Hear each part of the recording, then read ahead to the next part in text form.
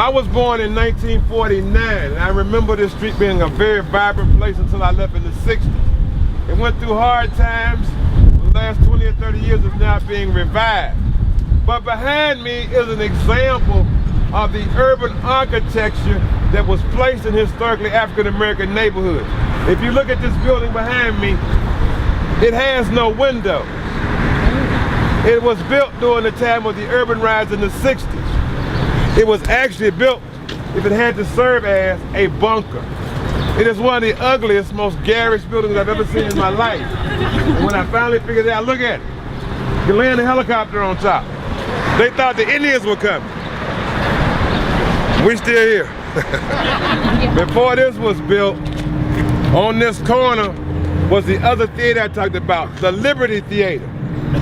Now, it was a difference between the Liberty and the Grand. They never cleaned up the Grand. They might shoot pistols in the Grand, pee in the floor in the Grand. We couldn't go up there. But I was putting here all day on Saturday for 25 cents. I could pay my admission to watch cowboy movies, get what's those big flavored suckers, those big ones. Show your age, somebody, you know, Charms. Get you a Charms and get you a drink and some popcorn for $1.25. And I do remember one time they showed a movie when I was a little boy, the only movie I've ever seen in my life, and I don't think they knew what the movie was. The Indians won. And it was 300 black kids, 9, 10 years old, standing in the chairs, throwing popcorn, just cheering.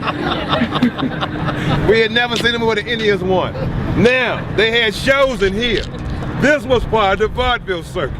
You come in, you get a movie, sometimes then you get circus performers, stage performers and a band. They do that all day thing. That happened all over the country in a lot of ethnic entertainment halls. They may have opera, show up film, have some dances. There was a variety of forms of entertainment. And this was the Liberty Theater. Now remember, Chattanooga only desegregated its public facilities in my lifetime because I'm the last of the breed that went to a segregated high school. Chattanooga was so cruel, they put us in Old City High School and built a new one across the river. We could look it out the window.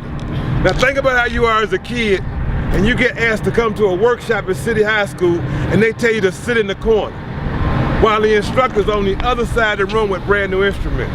Well, that's the kind of Chattanooga we all ran from. Thank God it's much better now. Oh, and I'm not an angry black man, I'm just giving history.